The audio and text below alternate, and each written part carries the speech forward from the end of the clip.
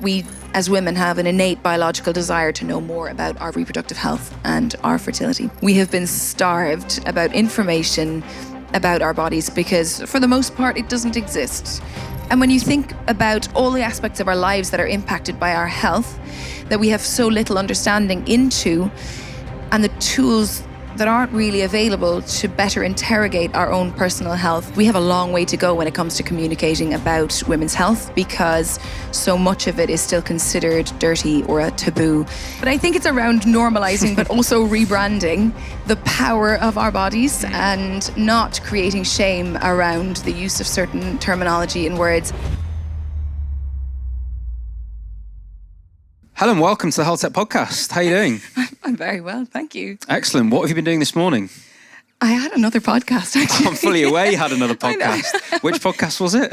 Grace Beverley. Excellent. So, yes, what a career. The way that I start my podcast is to get you to tell your story. Now, there's a lot to go in here. Now, I think we've got a healthcare-based audience, a technology-based audience. So we're going to be very interested in CRISPR and a lot of those other things that are in your story. But I'll give you the floor for you to tell us your story.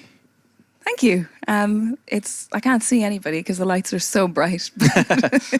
It's amazing to be here, and especially following Dr. Karen, who is awesome. I think it's been a long and varied career. I say it's varied, really. I've been mostly obsessed with science, research, women's health for a very long time. And then more recently in trying to create answers outside of the walls of academia. So, as mentioned, I have a molecular genetics background. And I think my interest in molecular genetics came from probably the youngest age anyone could ever have an interest in genetics. And that's because I am a clone and I have an identical twin sister. So I have always looked at a genetically identical version of myself and thought, I'm surely not like that. And wanted to differentiate myself in as many ways as possible. I think I had an appreciation and understanding of genetics from a very early age, especially when you're blamed for something that you didn't do, or told the twins did it when you didn't do something. So maybe it was the forensic side of things that I wanted to understand through studying genetics. I did my undergrad in genetics, and I think for many people when they do an undergraduate degree, and in Ireland all degrees are 4 years, I felt cheated when I came to England and degrees were 3 years. But when you think, similar to Dr. Karen saying, you have years of something that you think, is this worth it? What's the point? I think that for many of us who are doing molecular genetics, it's kind of hardcore science. We would sit after a lecture and go, did you get any of that? No, I didn't either. And it was really only in that fourth year, and I think that's why I valued the fourth year so much, that all of it solidified for me. And it was standing at the bench, physically putting reagents into a tube and saying, okay, those are the oligonucleotides. This is the enzyme. This is going to make this happen. That I realized that so much of our learning doesn't happen when we read about it. It happens when we do it. And following that, I did a master's in prenatal genetics and fetal medicine at UCL. And that master's really solidified for me just such a profound interest in human biology and how we are all created. And I couldn't help but coming home after lectures about fetal medicine and asking questions, but also telling everybody about the ways in which we are all formed, and thinking how misinformed we are about our own formation, from the earliest embryonic beings to even the progenitors of our sperm and our eggs, and how we create all of those entities that create individual human beings. It was actually just that really catapulted my fascination with human beings, and to that extent, I guess, fertility. So when I did a PhD, I guess I loved being at the bench. I love proper research. There's something very satisfying about doing something and coming out with an outcome and finding answers. And actually, I really loved dissection, because even though I was mostly dissecting mice and mouse embryos, it was the greatest example of human biology, because I thought, wow, we've got that anatomy, all tied up inside ourselves. And you would never really learn about your own anatomy in the same way if you didn't have to try and find a piece of anatomy, like try and find an ovary in a 14-day embryo. It's a feat. So sometimes I look at real surgeons, no offense, and I think, that's easy. Try to do it on a mouse embryo. But it really gave me such a fascination with all of the things that are inside us. And it amazed me how ignorant we are. We are these vessels that carry organs that can create life, can process, can digest, can do so many unbelievable things. We just abuse our bodies and go out and do what we want and expect our bodies to function and work and to, continue without real investigation or understanding about the intricacies of even organ formation. So when I got a lectureship at UCL to lecture in reproductive science and women's health, that was such an opportunity for me to be able to teach about the things that I feel very passionately about. And I think, again, it's either innate within you to want to talk about these things. I mean, I will bore anyone who will listen about molecular biology, about chromosomes, about embryos, because I feel really passionately about spreading the message and educating. And also it was a fortunate opportunity for me to be able to do research at the same time. But I got to a point where in that journey of both education and research, I felt almost hypocritical because I would go out and have conversations with people and they'd say, how do I know about my fertility? And I was like, I don't know. That's weird. You should know. I should know. And I ruined many people's nights out. Many people's. I still do it by saying, what age are you? Did you know? And I ream off the statistics. And then all of a sudden, when you fall within the classification of those statistics negatively affecting you, you're like, I don't feel comfortable with these stats anymore. These are no longer serving me.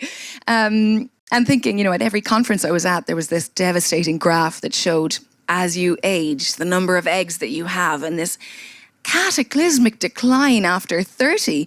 And I remember digging my nails into my arm, looking up, being like, okay, how many years have I got ahead of me? That means I need to meet somebody, go out with them for a legitimate enough time that it's not weird to procreate. You kind of have to get married these days. Oh, God. And just thinking how unfair that I dedicated my life to biology and that she would betray me in such a way to say, oh, can you feel that movement? Yeah, it's me pulling the rug from under you because you can understand me all you want. It doesn't change the fact that Mother Nature isn't going to wait for you. And so that really moved me to say, right, how do I find answers and be able to give tangible answers to people? So that drove you to starting Hertility, obviously.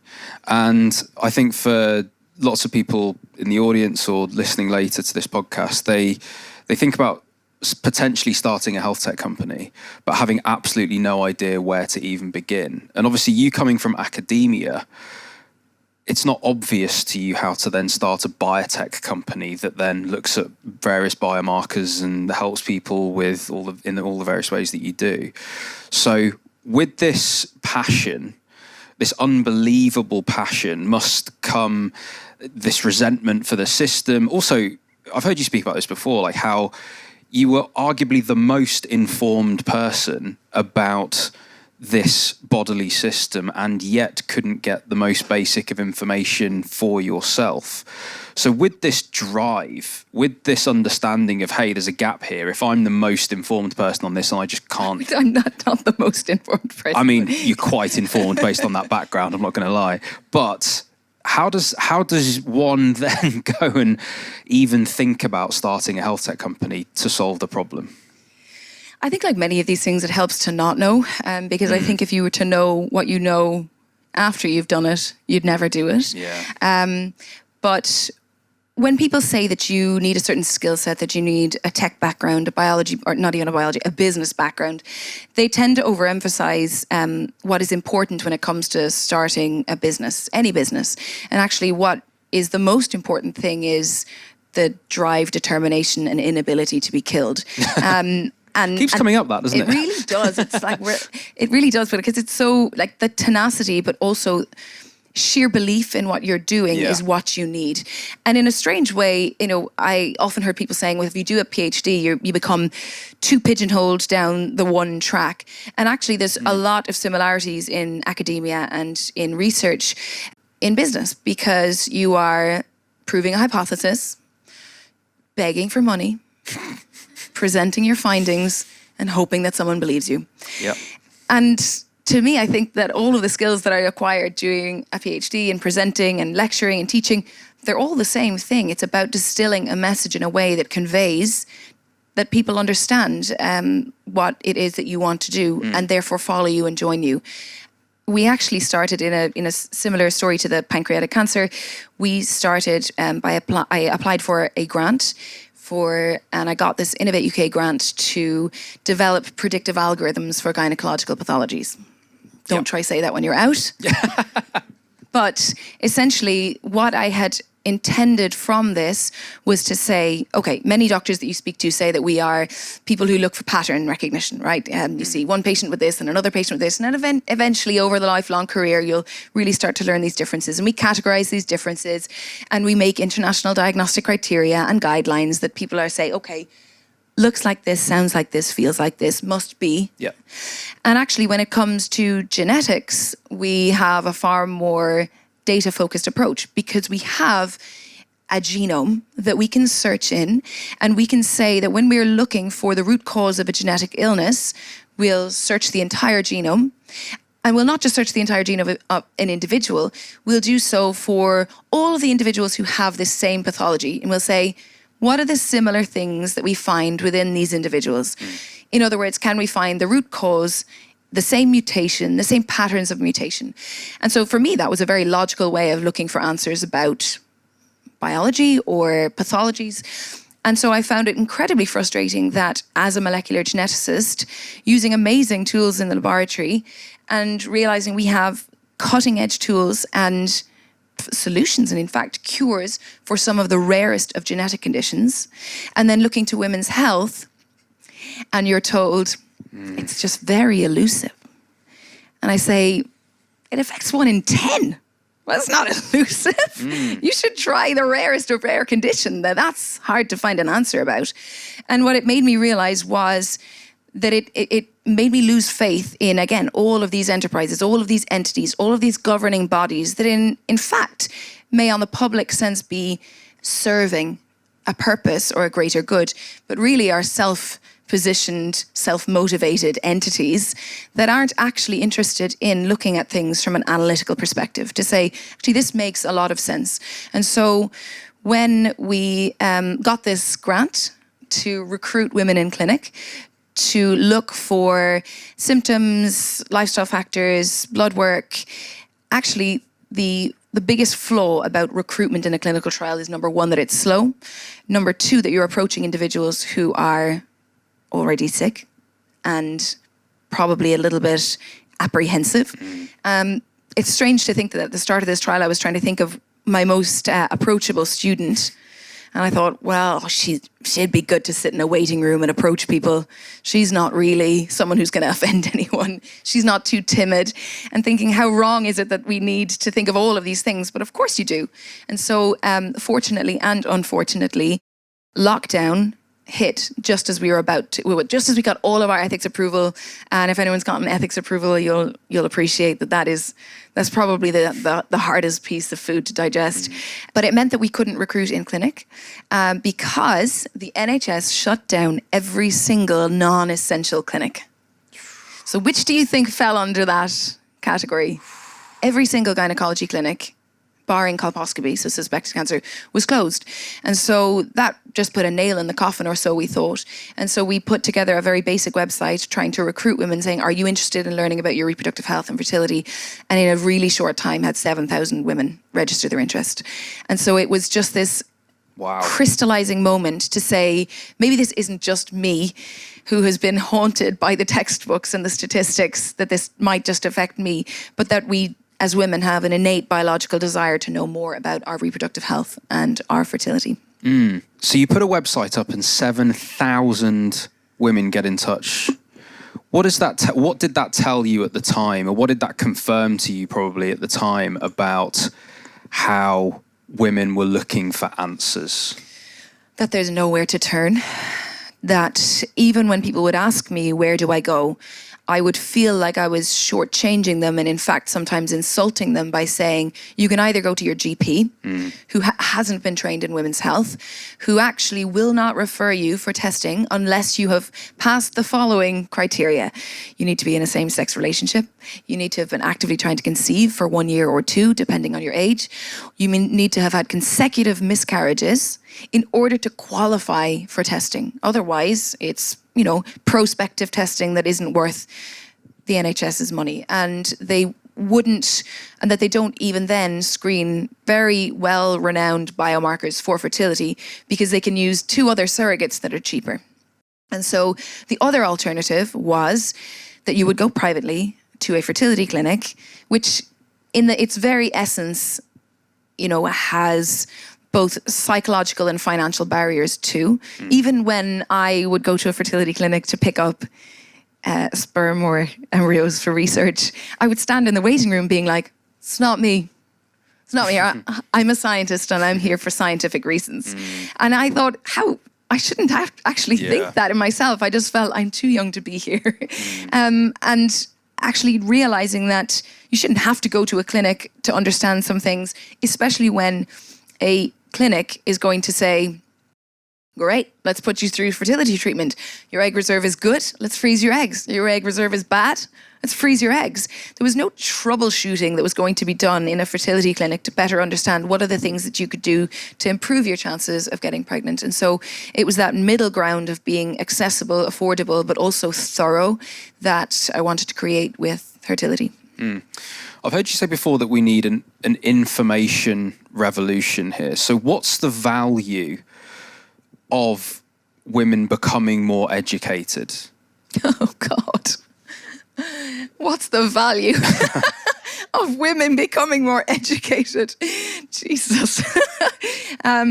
I would say I wouldn't know where to start on that one. There's a big value in all of us becoming better educated. I know I've misquoted you. I think your intention what I'm trying to say is soon they'll be taking over, these women.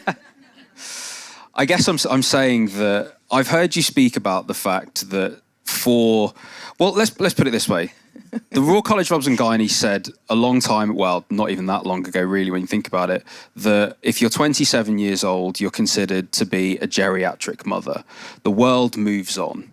And actually, it's important that we can all... I feel really flustered now. Sorry. Oh, my God. Don't know how to recover. The feminists are outside. Oh, God. Okay, I need to take a minute. Oh, God. I think there's huge value in us investing in our own journeys about educating ourselves about our bodies. We have been starved about information about our bodies because for the most part it doesn't exist. For the most part we're relying on textbook statistics that in the best case scenario you use data from a textbook woman, but in the worst case scenario use data from men and extrapolate and say women are just small men. And so moving beyond that and using data to really better inform ourselves is the only way forward. So when I talk about this revolution, and we call it the reproductive revolution, what I mean by that is data has become a dirty word because of the manipulation of data by large companies like Meta. And actually we need a total distinction between health data and that kind of data, shopping data, targeted ad data. So health data within a very short amount of time can transform our lives, our understanding of so-called elusive conditions, and really amplify the voice of personalized experience. So I really want to encourage every person to share their healthcare data because it goes very far in helping us to understand what are the root causes, what are the signals, what are the risk factors and what are the patterns that we should start to learn to recognize that lead to certain outcomes. I want to talk about Hertility itself now and where you are with it currently. Obviously, you've come a long way since the Innovate grant and everything that you've achieved since. So the product itself, what is it that you actually do now? Talk us through the product from the patient journey. So there's two perspectives to look at this. One is the patient journey, which is very simple. And the other is the kind of back end and what we've built, which is far more complicated. From the patient's perspective or the person's perspective, they may not be a patient at all. They fill out a health assessment online. They receive a blood test at home the following day or the day after. They do a capillary or finger prick blood test on the third day of their menstrual cycle, post it off, and then they get results and a letter from a gynecologist explaining everything, all the next steps. It's like a virtual clinic with a dashboard with all of your actionable insights and then all of the recommended next steps, whether that is to book to speak to a gynecologist, to book to speak to a fertility advisor, to have an ultrasound scan, to book to speak to a nutritionist, to get a prescription, to be referred for IVF, egg freezing. We've really built this clinical chameleon for all types of needs. From under the hood's perspective, we built the health assessment, and it took us a very long time to put together all of the potential risk factors for the things that could contribute to a higher risk for any one of 18 gynecological pathologies. So how we did that in the first instance was to say, well, there are international diagnostic criteria. There are guidelines that doctors use. Let's embed those. And so we have essentially created internally embedded algorithms within that health assessment to say that as you answer the questions, which from the user's perspective are quite cheery, and quite reassuring, informative, you have to understand that when you're asking somebody questions about how they bleed, when they bleed, all of these things, you really want to qualify it with a reason why. And I do think that there's a big education piece that we've focused on in that health assessment. So whether it's asking someone to trust you with data about the fact that they've had a sexually transmitted infection, the fact that they may take drugs, we're really trying to encourage people to say, look, there's no shame. 1 in 4 have had a sexually transmitted infection, but some can actually impact your fertility. So it's better if you let us know. And so that really helps us to just get closer to somebody to let them know we're not asking any questions in the absence of a true need, and that this is helping us to build a better picture for you. But moreover, that we have 30 different panels and assortments, like a pick and mix of hormones, depending on the combination of menstrual factors, symptoms, lifestyle factors, medical history that you have told us in that health assessment. And should you trigger a potential diagnosis of one of those conditions, and should there be additional hormones that would validate that suspected diagnosis, that's what we'll test you for. So actually you get quite a tailored blood test to help us to close that predictive loop and not have somebody, it looks like you might have this. Now would you like to purchase additional analytes? No, we actually said those were the things that we really wanted to make sure we took the hit from. Even if somebody's tested for far more analytes and we got them to a diagnosis sooner, then that's a far greater position to be in than them potentially falling off and not doing that. And then the secondary part of the algorithm is a series of algorithms. Really, we have coded over 54,000 clinical scenarios because there's always a what if. I think that's the geneticist in me too. I'm like, well, what if someone had congenital adrenal hyperplasia? Did you ever think about that? Invariably, the answer is no. They hadn't, but we have. And that means that for every piece of information you've given us in the health assessment and every piece of information we've gotten from your blood result, we're able to code it into a tangible, readable, understandable report, which says, hi, James, what are you doing here? Where are your ovaries? You've told us that you're experiencing the following symptoms, while your estrogen in combination with your FSH are actually likely indicators for the following. And so we've worked incredibly hard on that report to bring the traditional reporting of blood results, which is 50 picomoles per milliliter out of a reference range of 8 to 1,000, find where you are and panic and ask yourself, what does this mean for me? And say, how can we extrapolate what a blood result and say, here's what it means, here's why we tested it, and here's what it means in the context of the medical history you've given us, which is a far more difficult thing to achieve than you can imagine. Yeah, it seems like there's so much attention to detail that goes into that care bit. You're obviously in the business of delivering information to people. And I think in a world where you talk about scalable businesses and tech businesses, and we're talking about AI now as well, especially finding its way into almost like a patient-facing interaction, it's obviously so important that the way you deliver that information has to have so much care in it. Is that a part of that journey that you've obviously really thought about? How do you do that well? How do you do that and protect that in against the pressures of scalable business models and things like that? And how do you make sure that when you're delivering that information, you're doing it in a way that is caring and contains the empathy that it requires in that interaction? It's a great question. It's something we've learned an awful lot from. You would be amazed how easily offended. You probably wouldn't be amazed. People are easily offended. And even though somebody's done a hormone and fertility test, if they haven't expressly said, I'm trying to conceive, but they're just curious, they'll get annoyed if you give them preconception lifestyle advice. And so that's something we learned quite early on. And we ask, the very first question is, what brings you here? Are you actively trying to conceive? Are you planning for future babies? Are you experiencing symptoms? Are you just curious? And now we also ask, are you perimenopausal or menopausal? Because that enables us to choose the language that is most appropriate for that person. And I do think that is really important, the language that we use, because at the end of the day, when they tell you what they're there for, that's what you need to provide answers about. And so delivering, again, a chameleon-based approach where we meld to the type of individual that they are is really important. And I think that's what's been lacking about so much of the guidance that is given typically when it comes to healthcare. It's you have to search within the answers to say which part of it is relevant for you, as opposed to all of it being tailored and being made relevant to you. I want to talk about language, and I want to talk about your use of language actually at Hertility. It's usually profound. Mine? Yeah.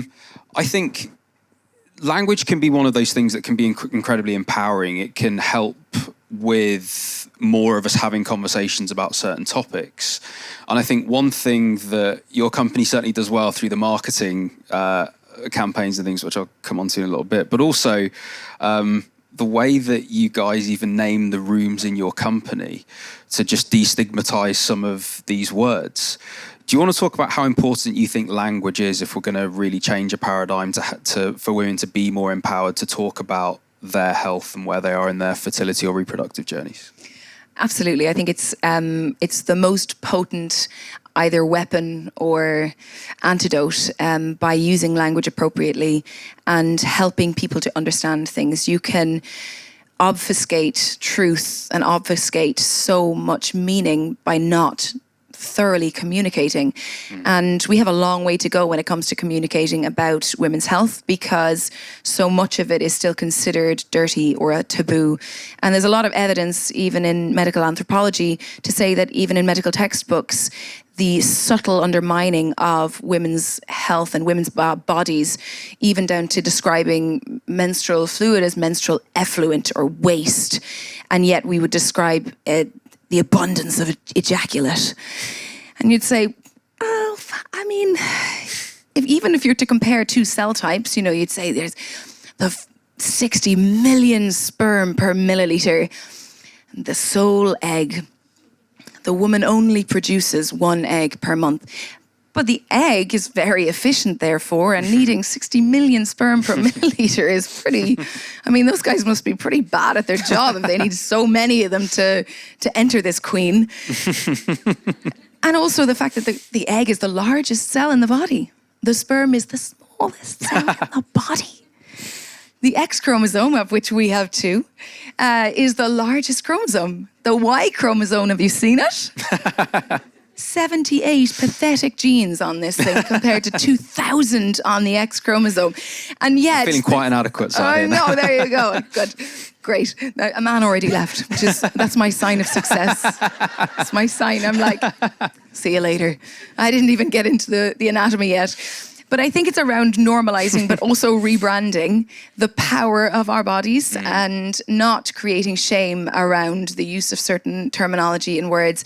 And that's why, even in terms of like not just the language we use, but the visuals, I took out my anatomy books and we got them redrawn to show, vulvas, to show uteruses, to show our reproductive anatomy and really elevate how powerful it is in creating. I'm really good at using mine. I've put my reproductive system to work, and that we could create, a human being.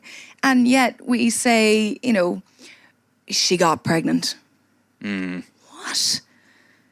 She's carrying, sustaining and growing a human being. Can we take a moment for that? And I think that's where the subtlety of language really can be quite diminutive. So we have an online office called Team Eco. They're great. And in this, we labeled all of the meeting rooms. And so we've got the labia lounge, the fallopian foyer. We've got the cervix suite. Oh, the womb room. We also have a cunt cafe.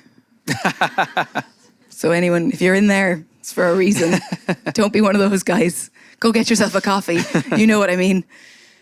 But I think it means we're making fun of something that actually we should be embracing. And even down to describing, how we feel as people. I think it's important that we label, some of this power within our bodies. So when we talk about the menstrual cycle and we talk about the time of the month, everyone's always like, oh, stay away. And when you ask about the time of the month, people talk about bleeding or cramps or PMS. Stay away is the message we're giving. And actually, for me, I think we should be talking about the time of the month where we ovulate and our ovaries produce and release this egg, the largest cell in the body. And it waits there for some redundant, I'm joking, redundant sperm to show up. But that our body prepares us for this, and that the estrogen that is at its peak in our body at that time of the month is helping the collagen make our skin more plump, because Mother Nature wants you to get pregnant. And she'll really help you in doing that. In fact, the link between estrogen and our brain and cognitive function, we have twice the number of estrogen receptors in our brain than men. It's a powerful chemical in creating who we are, and we're more erudite, we're less clumsy, we're a lot more on point during that time of the month. But nobody ever talks about that time of the month. And so even within the team, we started describing ourselves depending on where we are in our cycle. So somebody will give a disclaimer and say, I'm very sorry, I'm luteal today. That's okay, I'm full follicular. I got this. And I just think it's a better way of embracing our bodies. We often talk about our bodies and we'll show up and say, sorry, I haven't slept. Or we talk about something even more redundant, which is the weather. People are obsessed with the weather, like, oh, it's raining out. Yeah. But it's not going to have an impact in our conversation. It might have an impact in our conversation, whether I'm follicular or luteal. And just before I move on from language, one thing that, again, I've heard you say is the comparison. What if we flipped this, especially when you talk about contraception? And what if we flip the way that we talk about contraception from women to men? What would that become? I have some radical views on this because it's strange that the burden of contraception. Yes. Bearing in mind what you've just said. Yes. The ability and the inherent beauty behind what's possible. Yes. For a woman, yet the burden of contraception lies on bar barrier methods, even 50% of barrier methods, falls to women. Yes. And interrupting that cycle with hormones. Exactly. I once explained that I thought that all teenage boys should be put on hormonal contraception to, if they were, at the end of the day, a lot of violence comes from testosterone. Violence, rape, aggression, they're testosterone-fueled events.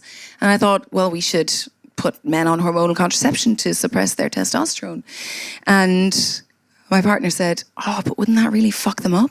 And I just stopped and I looked and I said, we have controlled the endocrine system of millions of women, not one hormone, and we are not attacking anybody. We have controlled not just one hormone, but an entire cascade of hormones that cycles both on a daily and monthly basis. That is the amount of effort we will put into women's health when it can control the fact that we can or cannot get pregnant. But looking on the other lens at a gun that can produce bullets all day long, I'm not going to name that gun. I've already labeled the bullets. The idea that we would somehow put a safety cap on that weapon of mass destruction that can impregnate 100 women in one day if it was virile enough, but a woman can only get pregnant once a year. It's actually mental that we agree with this philosophy that teenage girls should interrupt the most profound orchestra of hormones that are signaling between our brain and our uterus and our ovaries every single month. I've no defense. I've no defense.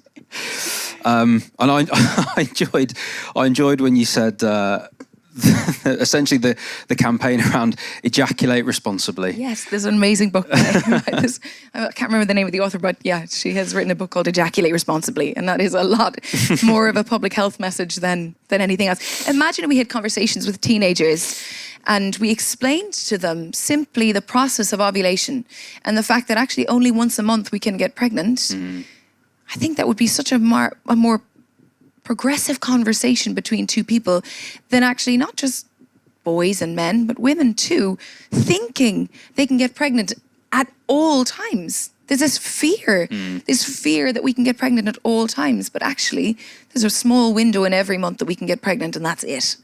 So then everyone feels like they've been lied to when in their 30s after suppressing on a day-to-day basis with a pill that they've taken every single day for 15 years, that in their 30s that they can't get pregnant. And that actually there's only this tiny window of opportunity to get pregnant.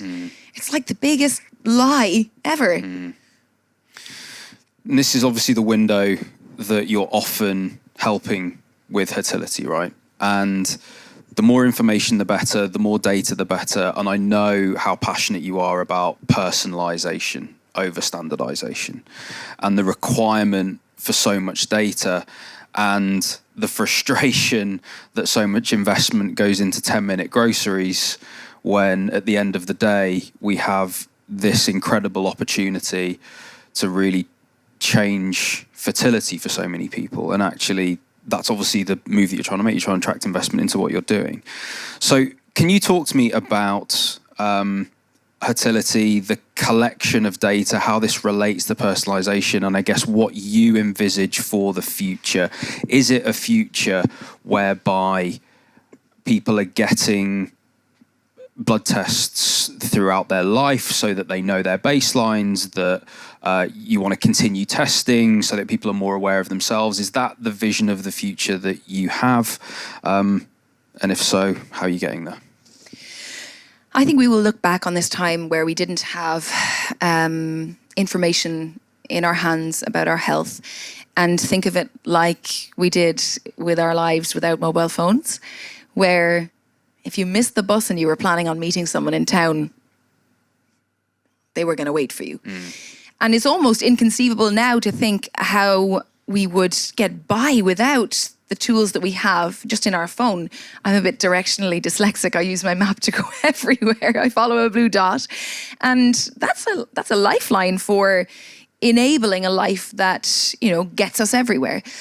And when you think about all the aspects of our health that are impacted, or all the aspects of our lives that are impacted by our health, that we have so little understanding into, and the tools that aren't really available to better interrogate our own personal health, I think then we'll really start to understand that we are so blind when it comes to so much of our insights into our body, whether it's pain, whether it's, I always thought I would look into how many times the word idiopathic was used, because when I thought about this word idiopathic, I was like, idiot, pathetic. It basically is a description to say we don't actually know. We don't know. But it sounds much better than saying, don't know. Could be anything. And I think being able to use personalized medicine, personalized data, better informed stratification of statistics will move us to a point where idiopathic becomes a far rarer word that we use. And whether that is being able to better understand individual symptoms or our overall health, whether it's being able to get access to blood testing, those will all fall together. So we right now are building an app. We won a Global Impact Award, which was amazing with BCG, and even that in itself was a kind of a moment to say this is of global impact. I think there were many companies applying for this, but they helped us to start building an app, and so our app will enable us to not just track periods, but symptoms, but also menstrual cycle characteristics. But then moving on from that, what are the preconception risk factors that led somebody to not conceive? What are the lifestyle factors that somebody is doing that meant they were infertile? What are the things that we are doing prior to getting pregnant that led to preterm birth, preeclampsia, any of the fetal complications that we're witnessing? Imagine finally having data to say, actually, this cohort of individuals are the more likely candidates for this certain risk factor. We're now seeing record numbers of preterm birth, preterm labour. Nobody knows why. Is it our environment? Is it our lifestyles? Is it the supplements that people are obsessed with taking? What are the things that we'll finally learn through data sharing about all of these different risk factors and events? And so that's why I'm so excited about launching an app in the summer, get it? And just being able to just get some answers and resolution about some of these elusive things in life, like the fact that 8 billion babies have been born, but we're still struggling at maternal and fetal medicine to a large extent. So there's a huge, obviously, societal benefit to collecting data at that huge level, that we can start to pick up those those risk factors and to figure a lot of that stuff out. But there's also benefit to the individual of having that data too, especially over a long period of time. I know that you encourage the people in your company to take a fertility test every 6 months, I think. Yeah, they do it every month. Every month, right? Okay. they're actively encouraged. Do it. Actively encouraged. Mostly because we don't have data. We don't have intermenstrual data. And so a lot of the assumptions that we have are that, things go down over time and that, that's all you can do about it. So we had this opportunity to say, actually, we're a predominantly female organization, as you can imagine. There are a few XY chromosomes about the place, but not many. And we have an opportunity as a team to build data every single month. So why wouldn't we do it? Absolutely. They're all my pawns. I want to talk to you about your marketing. You have done an incredible marketing campaign. We're obviously in the marketing game with Somex Team here. 350 billboards across London, some incredible taglines, which I do have here. You're not overreacting. Public cervix announcement. Looking for a womb mate. Yep. And other such taglines. Let's beat the mother fallopian system. Yeah. Why so bold? Why on the billboard? I mean, I sort of know the answer based on what we talked about, right, about language, but they are bold. They are on billboards across London. What's the motivation or what's the hope around that campaign? Mostly, we love a pun. But also, I think the trap that many clinical entities fall into is that they're overly clinical, and people, it's fine to approach people about clinical things when they're already sick. You have an engaged audience.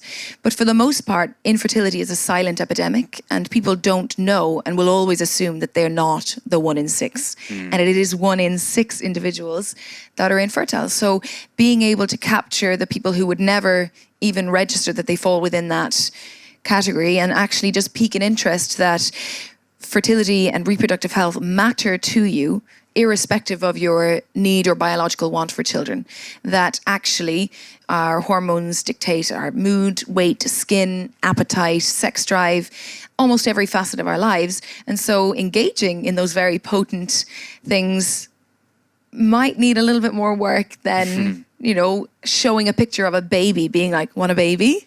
This is cute, which is probably the worst use of, branding that most fertility clinics fall into is like, okay, you now have an audience of people who desperately want a baby. So they'll put pictures of babies everywhere.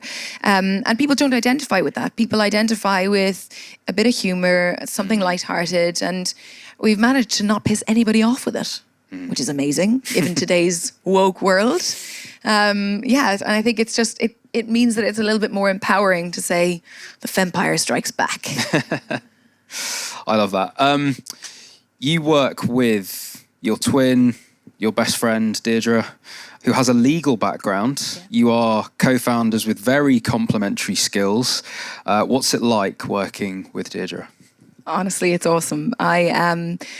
I'm not just saying this because she's here and she's a lawyer and would sue me if I didn't. We are genuinely yin and yang. From an embryological perspective, we are monochorionic, monoamniotic twins. Wow. Which means we split from a single egg, and we split into two identical beings, but we're mirror image. So what that means is that we're totally opposite each other. I'm left-handed, she's right-handed. My hair goes this way, her hair goes that way. The freckles I have on this arm, she has on the opposite arm.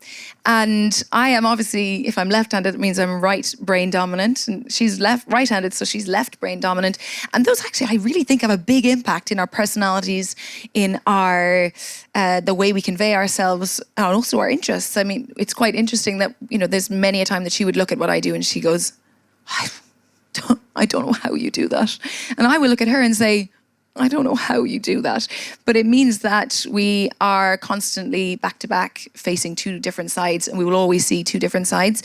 And so Deirdre's background was we actually moved to London at the same time, which I was highly annoyed about because I thought, London's my thing. It's going to be my identifying moment. And she did a master's in medical law. And what's weird is that when she was doing her master's in medical law, she was doing her dissertation on the global regulation of bioscience with particular regard to embryo research. I was doing embryo research. And so we'd come home and brainstorm, and she'd be like, what about this? And I'm like, it's just not a possibility. You don't need to worry about it from a legislative standpoint because you could never really do that with an embryo. And I think despite our divergent careers, we always kind of touch base. And so when Deirdre went on to specialize in venture capital law, and was working at a big American law firm and, running huge deals and working both deal side, venture capital side and company side, that gave her this whole world of startup life that I had no clue of. We have this very funny photograph that was taken of the day that Hertility was incorporated as a company. And it's a photo of Deirdre and I in bed in our jammies in the morning with our laptops open. And Deirdre had turned to me and gone, will I incorporate it for us? I went, yeah, go on then. And she did. And you think of these moments as being something in a boardroom where you've got lawyers present. And instead it was in a bedroom where, we were in our jammies after a gig. And I did have a lawyer present. It's just that, it was far more informal. And that was her day-to-day bread and butter, was being able to do this. And, she had witnessed what I was doing and said, I am helping bozos raise money for really shit companies. And you have this idea and drive and passion. And yet, you don't have an idea, you're kind of lost in academia. And so it was a real bolstering of each other's successes to a certain extent. And everyone loves to think of twins as being competing. The first thing they will do is point out differences. And actually we really complement each other. Like when we're on calls to investors, I'm literally, here comes the science. And then Deirdre is compliance. And it means that we, in a weird way, I think I often explain that if you were to look at yourself speaking another language, you'd be quite impressed. You'd say, that's me speaking another language. And I think that's what we do for each other. Deirdre starts talking about venture capital stuff. And I'm like, yeah, what she said. In fact, we recently had an investor and he wanted to come back with these terms. And my reaction to it was, he's going to invest. He wants to put in this. And Deirdre just was, we're not taking those terms. I've never heard of a 2-time dilution preference for this. And I was like, yeah, what she said. I'm not taking your money. And it just was so amazing to have like this instant digestion of something that I would have had to go away and understand. And I think that's one of the biggest difficulties that founders face, is that you all of a sudden have to become an expert in things that are very daunting. And these aren't just things that are daunting because you have to understand the legality of it, but because eventually if you get it wrong, they will come back to bite you, and it could spell your demise. And so having that implicit trust in somebody and knowing that I don't have to read a single contract ever is ideal. Yeah. Ideal. Just sign it. Hertility's now, what, 60 people in the company? More? 64. 64. 4 since the last count. Congratulations. Thank you. How do you guys lead together? What sort of leaders are you? Again, we're all very different. There's 3 co-founders and we all deal with things in very different ways. And I think at the start of any company journey, each of you are fighting for the identity of who you are. And I think we've all learned very well what we're good at, what we're not good at. For us, I think the delineation of skills was so, obvious and clear. And I think I'd like to say we lead with compassion and an example. Much of what we've built has been built off our own personal experiences. Almost everyone who comes to the company says that they've never felt more valued or respected, because we ask people, what's your opinion? What do you think? And that's not something that always happens. And for me, I am a molecular geneticist. I have never worked in a company before. I've only ever owned one. I've worked in academia. It's a heck of a flex. I don't know, is it? It means that you don't really know when people come and they're looking for benefits and health cover. You're like, what? Get back on the decks. There are no benefits to working in academia. And so you're kind of a little bit blind to some of those external forces that people expect in the workplace. But I'm so willing to learn from the roles that I never knew existed. Product roles, marketing roles. I never knew those roles existed.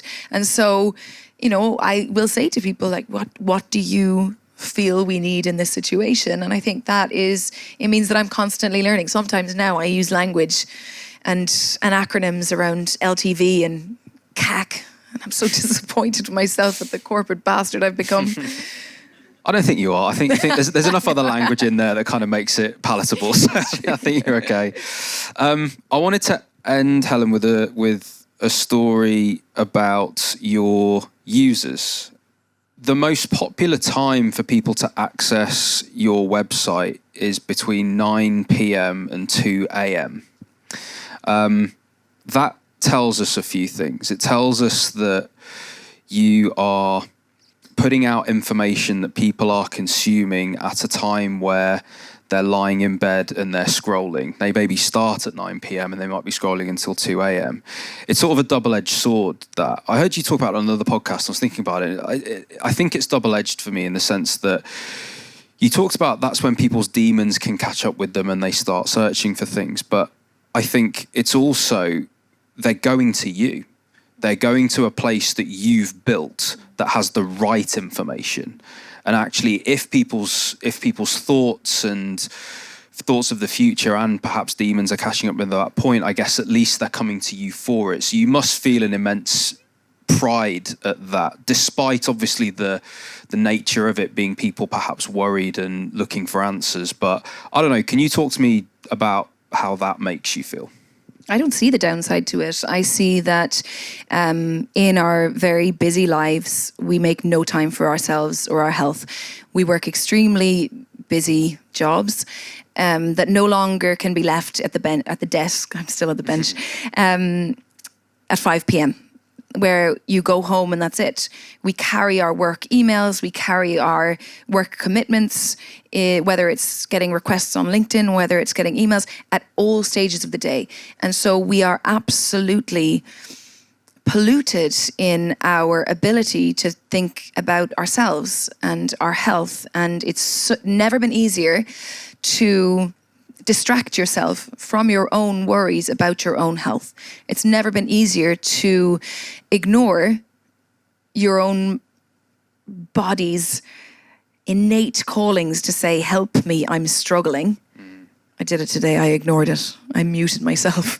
But we do that all the time. And at nighttime, it's the only time that we're not getting those emails.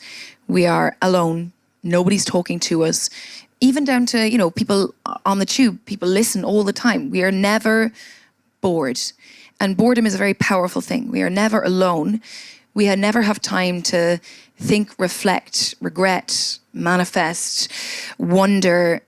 We just distract ourselves with endless scrolling. And actually, it's when you put your phone away and you close your eyes, that is when the rarest of moments comes in, and that is when you allow yourself to actually acknowledge, as confronting as it is, the fears and worries that you have about your own body. And so for me to be able to provide a resource and an answer and something so instant that enables somebody to alleviate that fear and worry at any time, but especially at that dark time where you're alone and confronted with your fears and worries and wonders, no matter how immediate with symptoms or far off with, can I have a baby? Those thoughts are, having answers actually, I think, is something I feel very proud to be able to deliver to those people. Give Helen a round of applause for that. That was very nice.